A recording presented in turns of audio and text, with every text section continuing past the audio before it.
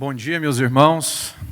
Quero cumprimentá-los na graça, na paz do nosso Senhor Jesus Cristo. Estamos felizes pelo privilégio, pela honra de estarmos aqui na casa do Senhor, tendo a oportunidade de estarmos prestando a Ele, ao único que é digno de toda honra, de toda glória e do nosso louvor. Então, seja muito bem-vindo à casa do Senhor. Você que por alguma razão não está conosco aqui, mas está acompanhando o culto pela internet, pelas redes sociais, quer dizer para você que esta manhã o Senhor separou também para você este encontro, breves instantes, para estar te alimentando da palavra dEle. Amém, meus irmãos? Nós estamos aí no estudo do livro de Salmos, e hoje nós estaremos estudando a lição de número 7.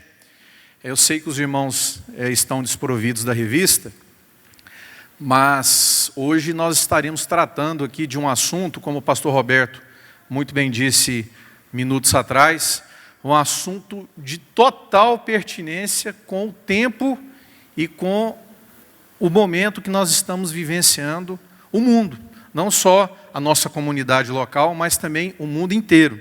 O tema da nossa lição é confiança em tempo de aflição. Então eu creio que o Senhor tem algo bem concreto para falar ao meu coração e ao seu coração nesta manhã. Queridos, o tema da lição está embasado lá no Salmo de número 56. Tá? Então se você puder já deixar a sua Bíblia aberta aí no Salmo de número 56, que nós estamos aqui numa escola a gente tem que ter o livro aberto, correto? Ainda mais uma escola tão especial como essa, e ainda mais ainda por ser um livro tão especial, que é a Bíblia Sagrada, a palavra do nosso Deus vivo. Então, se você puder, fique aí com a sua Bíblia no livro de Salmo, no Salmo 56 aberto, nós estaremos compartilhando e vendo algumas considerações acerca desse assunto tão importante. Meus irmãos, o Salmo 56, ele é da autoria de Davi, e ele foi escrito tendo como base o contexto do episódio da fuga de Davi, que estava fugindo das garras do rei Saul, e ele vai se esconder, ele vai buscar refúgio, ele vai buscar proteção em um lugar que ele imaginou que seria o menos provável de Saul pegá-lo, que seria no território filisteu, lá na cidade de Gate. Então Davi, ele foge de Saul e vai buscar refúgio no território inimigo dele, no território dos filisteus. Então, este salmo é uma oração, é um cântico que Davi faz em meio a toda aquela turbulência que ele estava passando. E aí daqui a pouco nós vamos ver que não bastasse a fuga que ele tinha que fazer de Saul e de mais de 3.000 homens que Saul colocou exclusivamente para capturar e matar Davi, mas também uma série de conflitos emocionais que Davi estava passando também naquele momento. Queridos, falar de Davi é sempre muito bom, é um personagem que muito nos fala na palavra de Deus. Só a título de curiosidade aqui para a gente recapitular, Davi aparece 899 vezes na Bíblia. Em 899 versículos, Davi é citado. A palavra Davi significa amado. São 14 capítulos da Bíblia Sagrada que foram dedicados à vida de Abraão, 14 dedicados à vida de José, 11 capítulos na palavra de Deus dedicados para Jacó, 10 capítulos dedicados para Elias e para Davi. Há 66 capítulos no Antigo Testamento e mais 59 referências da sua vida no Novo Testamento. Então, Davi é sempre muito bom, é um personagem que nos contribui muito para o nosso crescimento espiritual. Gate, a cidade para a qual ele fugiu, era a maior cidade dos filisteus naquela época. E, por coincidência, ironias à parte, mas o gigante Golias, que não é tema da nossa lição aqui, mas o gigante Golias, o qual Davi derrotou naquela batalha entre os israelitas e os filisteus, era da cidade de Gate. Então vocês imaginem que Davi vai buscar refúgio na cidade do gigante que ele havia destruído. Então, meus irmãos, entre Davi e Saul há muitas diferenças. Nós sabemos que Saul foi o primeiro rei, foi um rei que não foi Deus quem o elegeu, mas Deus aceitou, permitiu que ele fosse entronado. Mas Davi vem então como sendo o segundo rei de Israel, este sim, sendo escolhido por Deus, porque o Senhor chega para Samuel e fala: chega, basta, Saul já deu, agora vou colocar um homem segundo o meu coração. Mas é importante eu fazer aqui rapidamente uma retrospectiva do contexto histórico, para a gente entender exatamente aonde que o Salmo 56 entra. Eu quero até deixar já a título de sugestão, como nós estamos aí estudando o livro de Salmos, eu queria estimular você, na sua leitura semanal, no tempo que você tiver em casa, leia o livro de 1 Samuel. O livro de 1 Samuel conta toda essa trajetória do estabelecimento, da transposição do momento dos juízes para o momento dos reis na nação de Israel. Traz aquele momento de Samuel, dos filhos de Samuel, a entrada de Saul, de Davi e por aí vai. Eu tenho certeza absoluta que isso vai contribuir e engrandecer o seu conhecimento.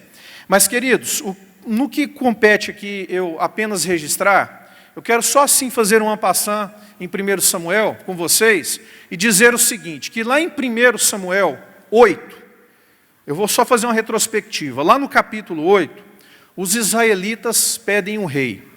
Samuel governava como juiz, ele estava velho, estava idoso, e ele coloca então os seus filhos, 2 filhos para governar em seu lugar, chamados Joel e Abias. E lá em 1 Samuel 8 a gente vê que eles foram desastrosos, eram maus, corruptos, aceitavam suborno e corrompiam e deturpavam o direito. Então vem lá no capítulo 9 e capítulo 10 de 1 Samuel, o povo de Israel pedindo um rei, porque eles viam todas as nações vizinhas sendo governadas por um rei, e começou a gerar aquele conflito. Nós somos aqui uma nação teocrática, que até então Deus é quem governa, mas estamos sendo governados por homens maus, homens ímpios. Então, se for para ser assim desse jeito, nós queremos então um rei igual a todas essas nações. Então, lá em 1 Samuel 10, Saul, ele é eleito o rei de Israel, contra a vontade de Deus a princípio, mas depois Deus permitiu que ele fosse entronado, e Samuel, inclusive, ungiu Saul. No início era tudo bem, porque Saul, a palavra de Deus conta que ele travou grandes batalhas com o povo filisteu, e foi bem sucedido, porque até então o Espírito do Senhor se apossou, estava juntamente com Saul.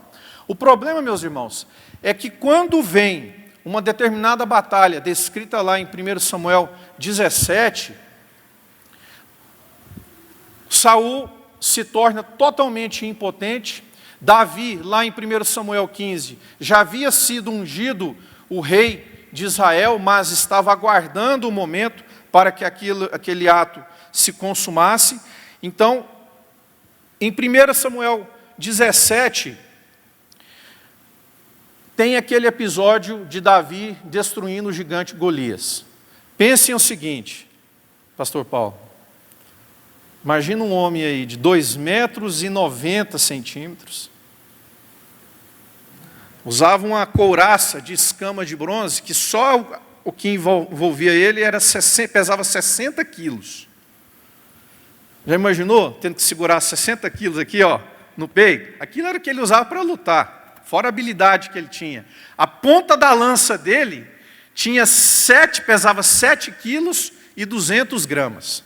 Para a gente ter uma ideia, o tamanho do desafio que Davi enfrentou. Mas o foco da lição aqui não é isso. O que eu quero dizer é que lá em 1 Samuel 18, Davi vence a batalha, conquista um lugar especial no coração de Saul, e quando aqueles homens retornam da batalha e vão para os seus lares, Saul e todos aqueles que acompanhavam aquela comitiva são recepcionados pela população, pela comunidade, e as mulheres resolvem entoar um determinado cântico de saudação, que dizia assim: Saul feriu milhares, porém Davi dezenas de milhares. E aqui começa todo o problema, porque a palavra de Deus diz que o momento que Saul vê Davi sendo colocado em uma posição de destaque, 10 vezes maior por aquilo que ele seria, aquilo faz nascer em Saul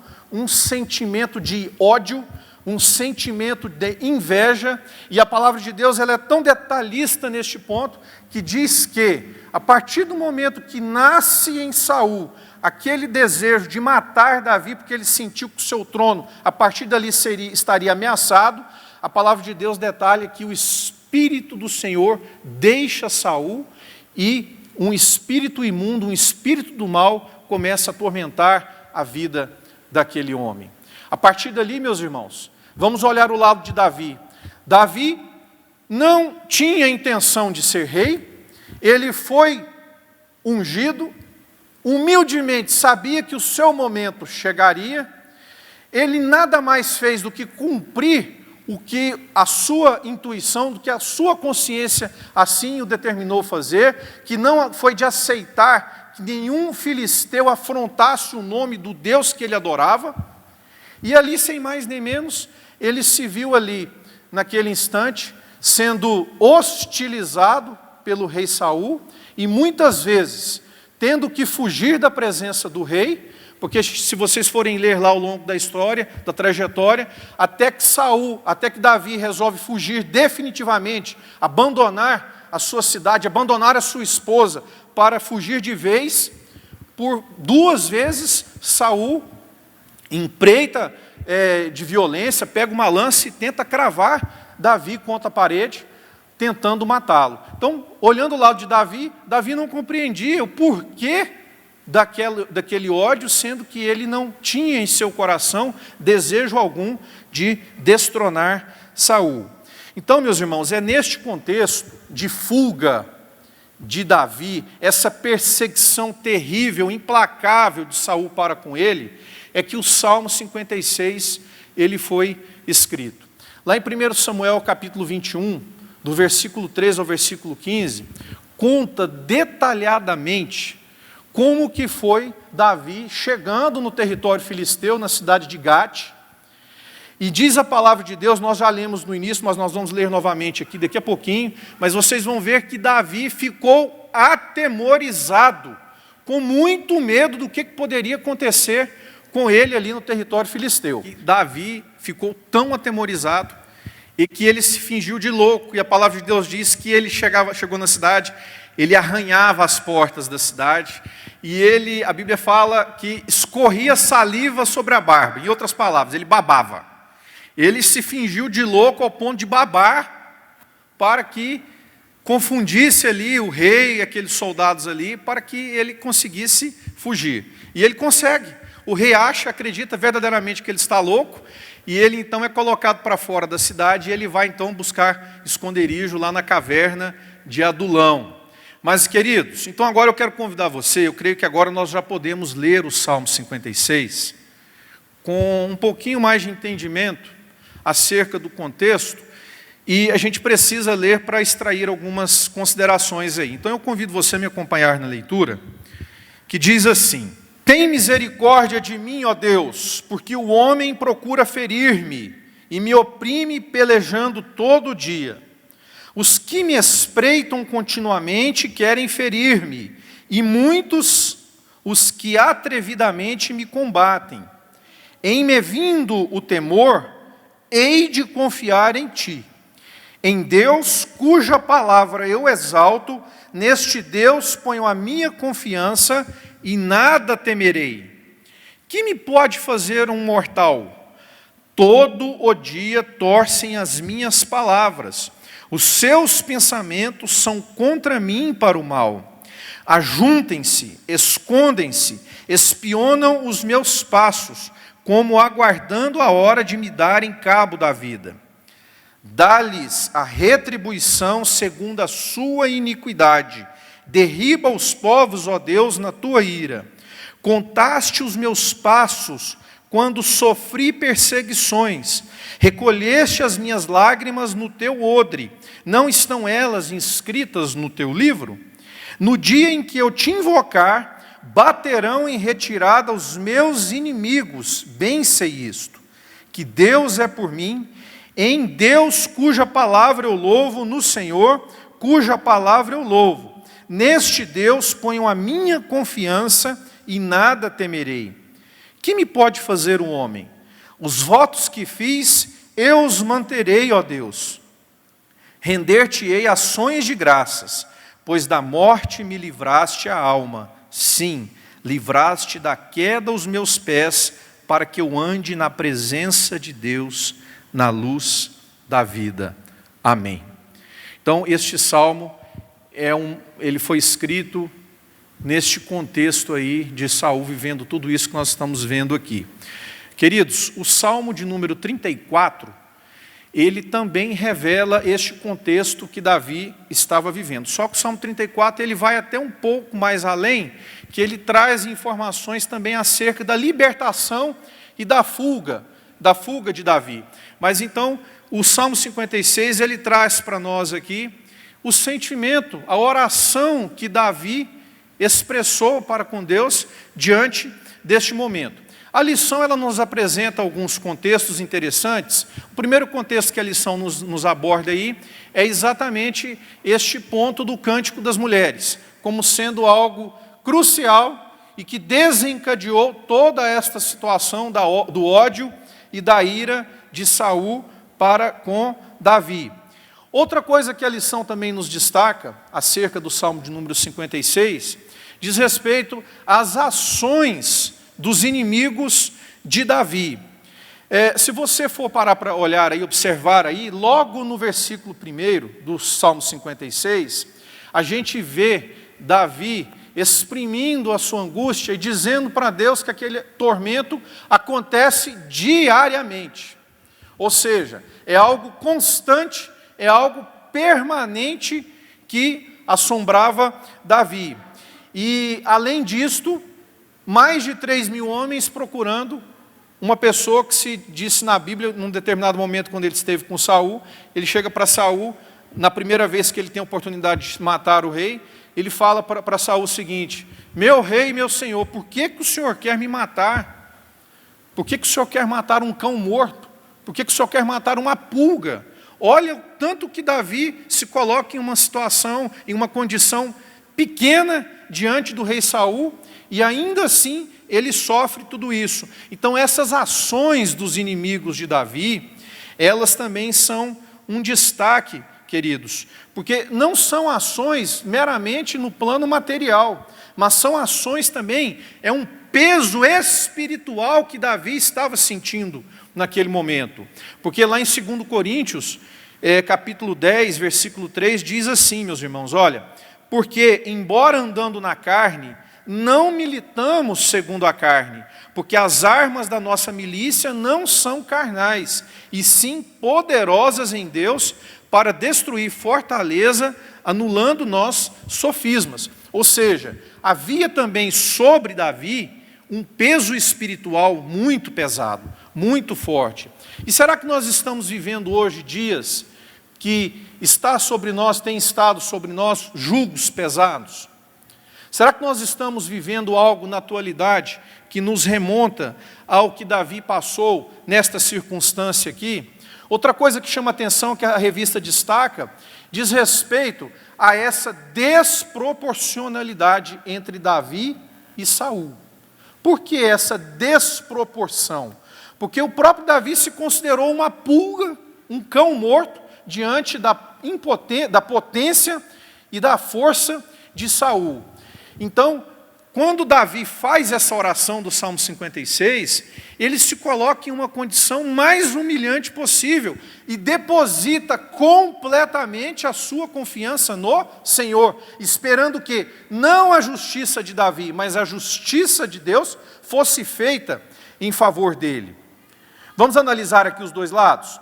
De um lado a gente tem Davi, que foi ungido rei de Israel, humilde, que sabia que a hora dele ia chegar, teve a oportunidade de matar, de eliminar da terra aquilo que estava querendo destruí-lo. Por 2 vezes ele teve a oportunidade de matar Saul em suas empreitadas de fuga, e ainda assim, na segunda vez que ele teve essa oportunidade, que ele visita lá o acampamento de Saul, de madrugada com um companheiro, ele fala para os homens que estavam acompanhando o seguinte: não faça mal nenhum para com Saul, porque quem somos nós para tocar em um servo ungido do Senhor?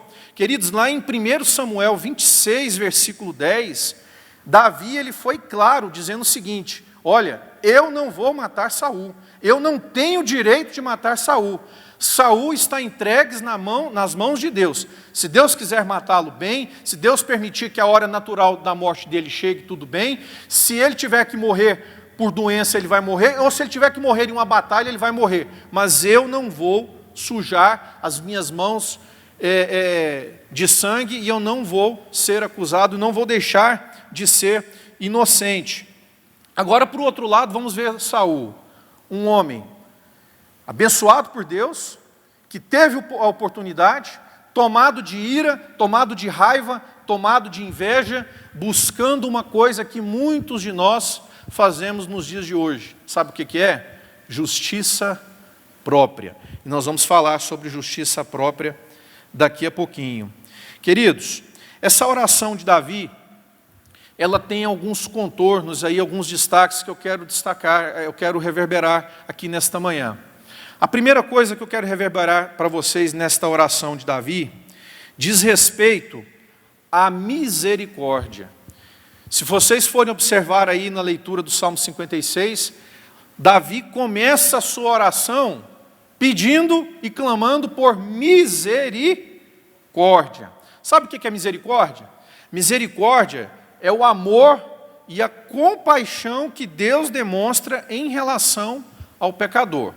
Eu aqui não tenho condições nenhumas de falar sobre misericórdia, porque são muitas passagens que a gente poderia citar, e a misericórdia ela se confunde com a própria essência de Deus, porque misericórdia, meus irmãos, é demonstração de amor, e amor é aquilo que exprime a principal essência de Deus. Então, todas as vezes que nós vimos a manifestação de Deus agir em face do homem, em face do pecador, ali nós encontramos uma ação de misericórdia. Mas o interessante é que Davi começa o seu texto clamando por misericórdia. Irmãos, e você sabia que nós também devemos ser pessoas que devemos praticar a misericórdia para com o próximo? A misericórdia é um atributo de Deus, mas é um atributo que Deus estabelece que nós também a pratiquemos aqui na terra. Sabe onde está escrito isso?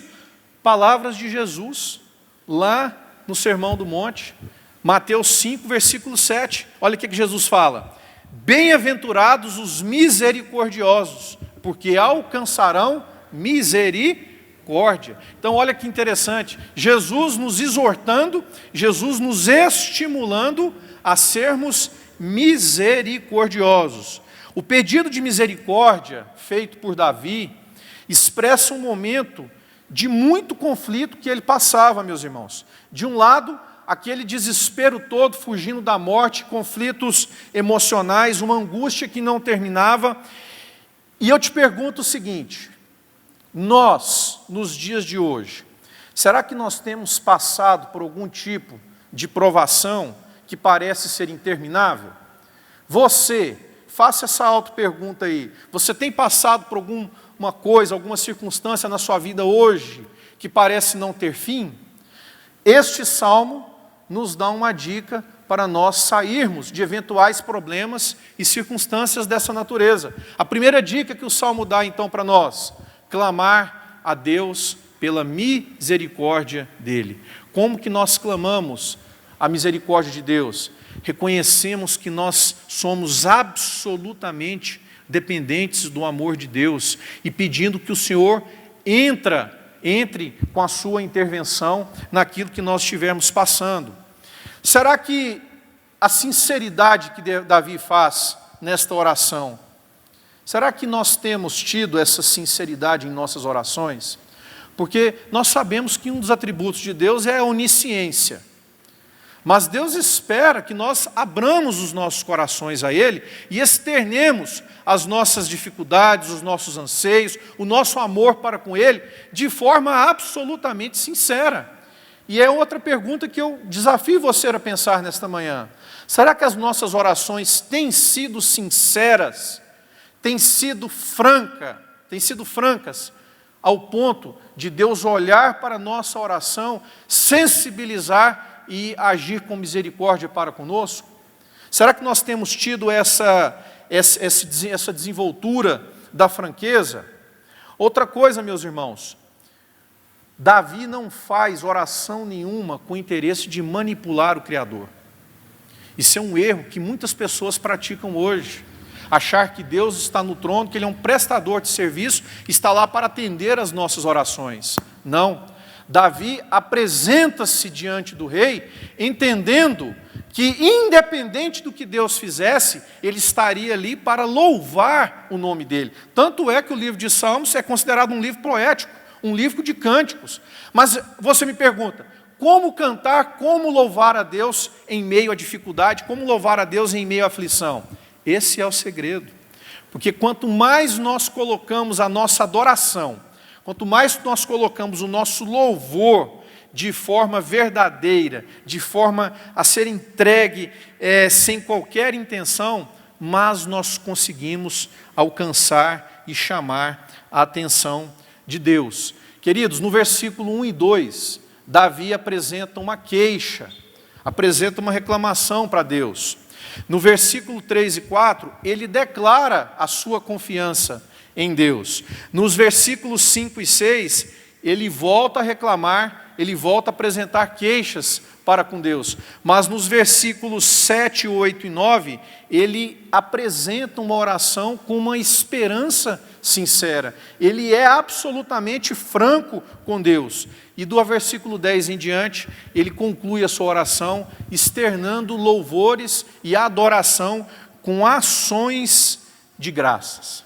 Agora preste atenção aqui no que eu vou te dizer aqui. O que é que nós podemos extrair de aprendizado com tudo isso? A primeira coisa que eu quero deixar aqui e que fique marcado para você. A primeira coisa, queridos, é que os temores, eles são comuns a todos os homens. Então, deixa eu te dar uma boa notícia. Se por qualquer circunstância da sua vida você sentir medo, você sentir temor, não ache que você é diferente dos outros. Isso é natural do homem. Você é uma pessoa absolutamente normal por sentir medo, por sentir temor em alguma circunstância. Outra coisa que eu quero dizer para você aqui, é que às vezes nós tomamos meios impróprios para remover medos, para remover temores de nossas vidas, e isso nem sempre dá certo. Se nós formos observar, eu procurei ter o cuidado de ver comentários de teólogos sobre este texto, e muitos deles foram categóricos ao dizer que essa decisão de Davi, de procurar refúgio, de procurar abrigo no território inimigo, foi uma decisão precipitada. Foi uma decisão que ele tomou por impulso e não uma decisão tomada por fé. Porque talvez a fé justificaria que ele ficasse lá no território natal dele e clamasse pela providência de Deus ali. Mas muitos entendem que a decisão de Davi de procurar fuga fora de sua casa, procurar abrigo fora de sua casa, foi uma decisão precipitada. E muitas vezes nós buscando respostas para medos, aflições, temores nos dias de hoje, nós tomamos decisões precipitadas. Mas tem um versículo aí no Salmo 56 que eu quero, se você puder ler aí, reler, o versículo de número 3. Meus irmãos, que versículo maravilhoso. Eu fiquei com vontade de mandar fazer um adesivo com esse versículo e pregar no meu carro. Porque é algo assim que demonstra completamente um relacionamento puro do pecador, da criatura para com o Criador. Davi chega num determinado momento da oração e ele fala assim, em uma determinada versão fala assim: mas eu, quando eu estiver com medo, confiarei em ti. Outras versões dizem assim, olha que coisa maravilhosa, pastor Silas: em me vindo o temor, hei de confiar em ti. Meus irmãos, esse versículo é tão profundo, ele é tão maravilhoso, porque ele exprime de forma tão íntima e de tão sincera e tão próxima da criatura para com o Criador, porque ele coloca as pessoas no seu devido lugar. Ele coloca Davi como sendo um pecador, carente do poder e da manifestação de Deus, e quando ele fala que quando chegar o temor, ele hei de confiar, ele antecipa o seguinte: olha, quando a aflição chegar até mim, eu já sei que eu vou entregar completamente isso nas mãos de Deus. E isto serve de lição para nós nos dias de hoje. Irmãos, não importa a circunstância que nós estejamos vivendo, ainda que me venha o temor, nós precisamos confiar completamente em Deus. Glória a Deus, glória a Deus. Quando nós buscamos e quando a gente entende a profundidade desta relação, nós conseguimos alento para a nossa alma, nós conseguimos descanso, porque você vai olhar qualquer dificuldade que for, e nós vamos entender o seguinte: o que é que isso importa, porque isso já está entregue nas mãos de Deus. Pode ser uma doença, pode ser uma dificuldade de um emprego que não entra, pode ser qualquer circunstância, pode ser um problema de relacionamento familiar, mas quando a dificuldade vier, o Salmo 56 nos exorta a entregarmos completamente a circunstância nas mãos do Senhor. Vamos falar aqui dessa circunstância nossa? O que importa o mundo estar passando por isso? O que importa a nossa comunidade estar passando por isso, sendo que este problema já está entregue nas mãos do Senhor? Resta-nos confiar, aguardar, clamar pela misericórdia do Senhor, mas jamais nos sucumbirmos a um problema, a uma guerra que não é nossa. Ela já foi entregue, ou pelo menos deve ser entregue para as mãos do nosso Senhor. Amém, meus irmãos? Este salmo para nós nessa manhã é um salmo de esperança. É um salmo para nós sairmos daqui com a nossa mente, com o nosso coração renovado e livres, libertos de todo jugo, libertos de peso, de amarras que o mundo tem procurado nos escravizar. Como é bom poder servir a esse Deus maravilhoso, e como é bom termos a oportunidade de entregar tudo que nos aflige nas mãos do Criador. Sabe de uma coisa? Eu estava pensando ontem. Eu acho que uma das características de Davi, que levou ele a ser considerado um homem segundo o seu coração, é exatamente essa entrega incondicional de tudo aquilo que ele fazia, de tudo aquilo que ele participava nas mãos de Deus. Eu não vou fazer essa pergunta para você, que ela seria até óbvia. Quem gostaria de ser considerado um homem segundo o coração do Pai? Creio que todos nós. Mas isso é algo muito peculiar na vida de Davi. Um homem que entregava tudo nas mãos do Senhor. Querem ver outra característica muito peculiar de Davi, e que isso diferenciava totalmente de Saul? Davi, ele pecava, ele errava, como eu e você erramos, mas ele se arrependia rapidamente, e quanto antes ele podia fazer, ele procurava restabelecer a sua comunhão com Deus. Saul não fazia isso. Saul era orgulhoso, buscava justiça própria. Outra característica de um homem segundo o coração de Deus, um homem que se arrepende rápido e não quer perder tempo, porque ele sente falta, ele sente saudade da intimidade com o Pai. E muitos de nós estamos perdendo tempo aqui na terra, porque nós estamos distante do Pai e não estamos buscando essa reaproximação com o Senhor. Amém, meus irmãos? O que é que existe em Deus e que devemos, para justificar que a gente deve depositar a nossa confiança nele? A primeira coisa, as promessas de Deus. Eu estava lendo, pastor Alan, só até me corrige, eu até achei meio exagerado, mas achei um estudioso dizendo que entre promessas diretas e promessas indiretas, são mais de 16 mil promessas catalogadas na Bíblia. Bom, ainda que fosse uma promessa, já justificaria nós entregarmos completamente a nossa vida ao Senhor e nos rendermos a Ele.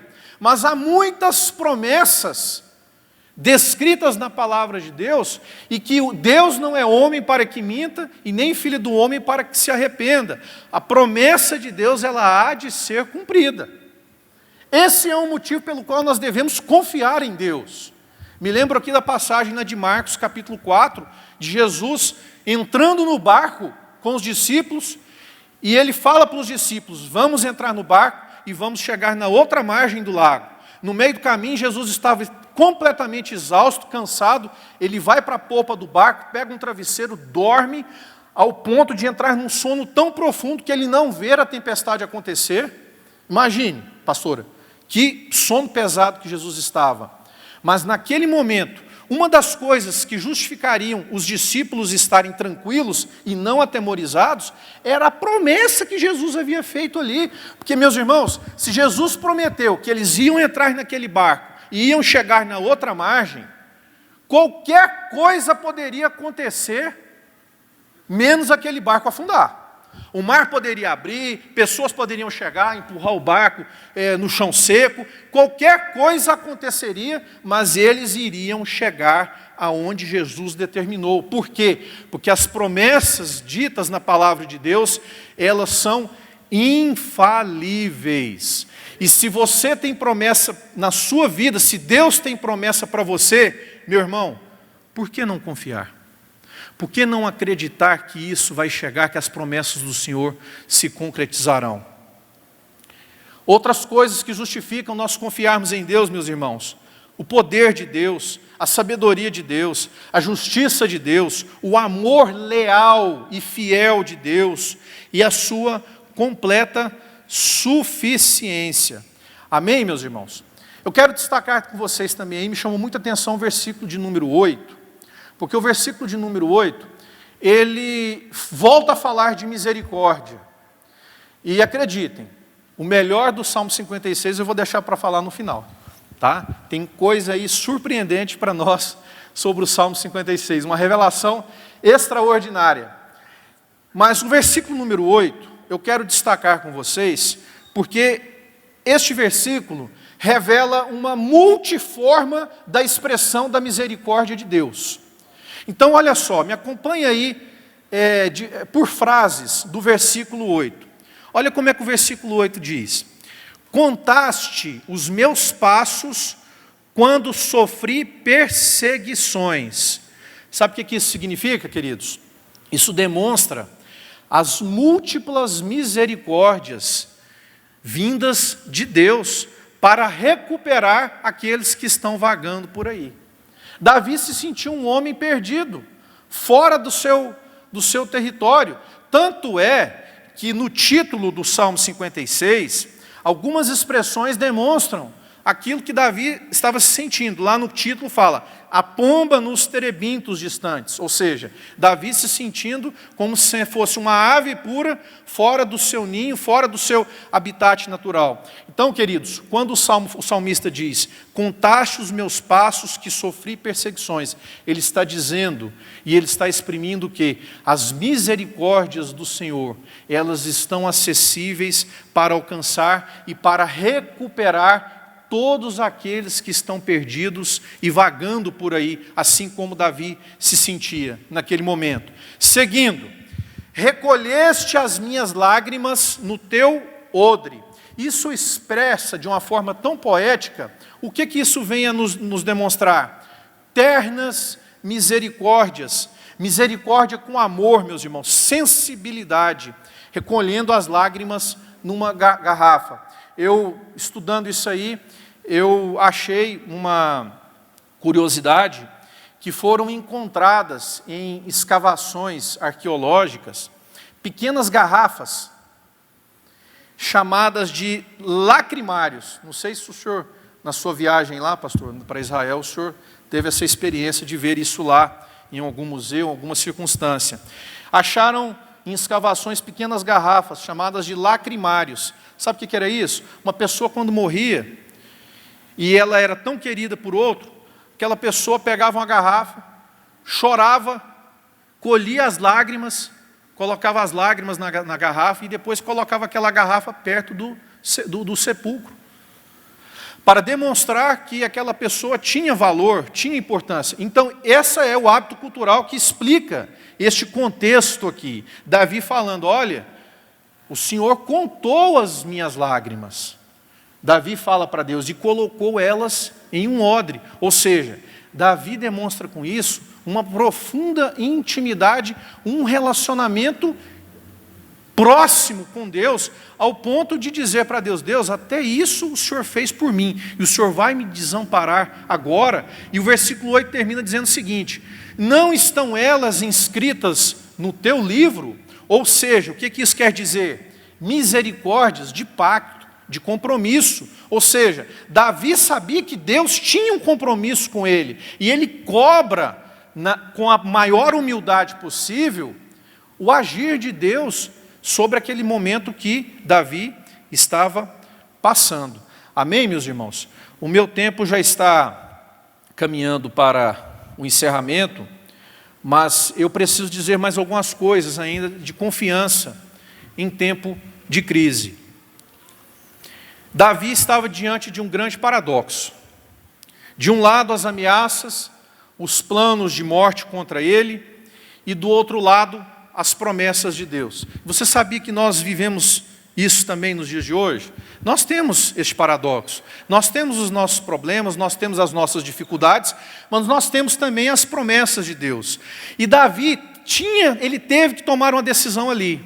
Ou ele se entregava aos problemas, ou ele se entregava e confiava completamente no poder e no agir de Deus.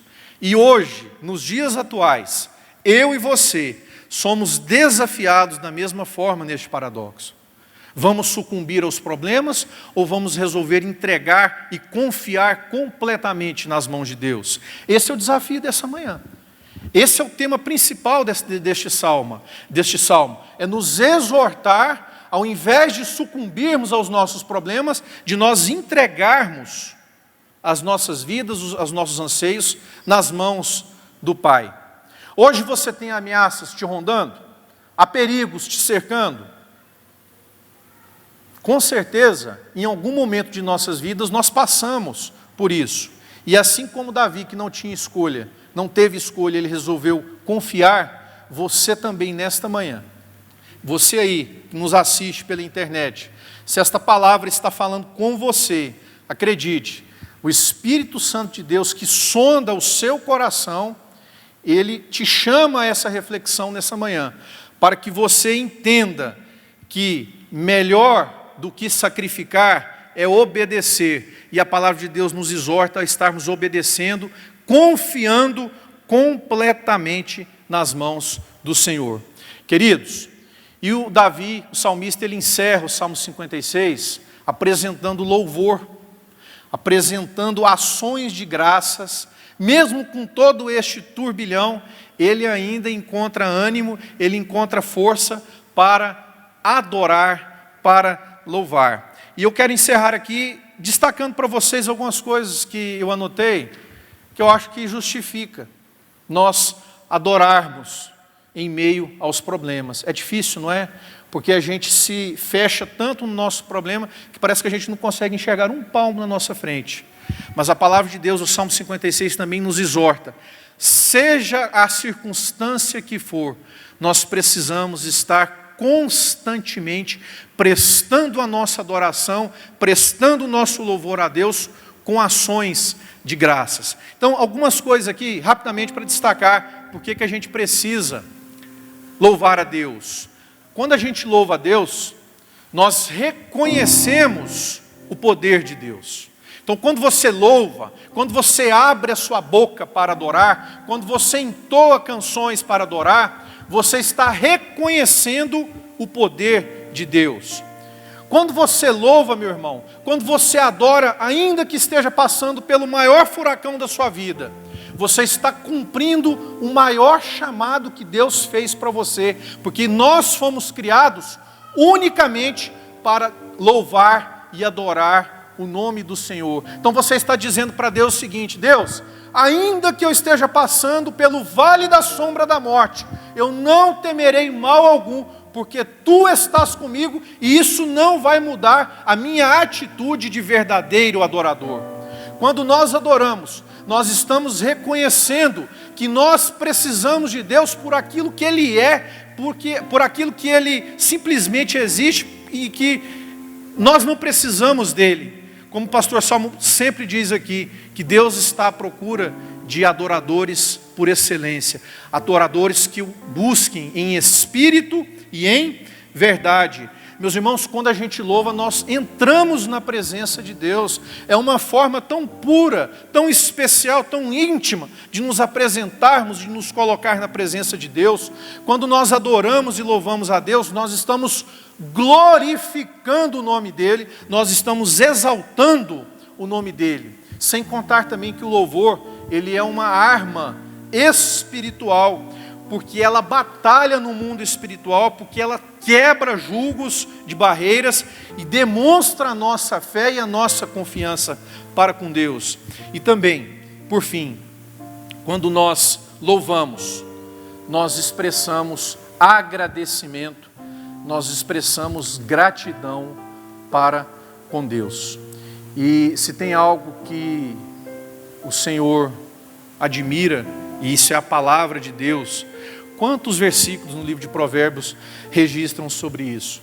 É a alegria que Deus tem quando Ele vê um coração grato, um coração que reconhece as bondades e as misericórdias que são diárias de Deus para em nossas vidas. Amém?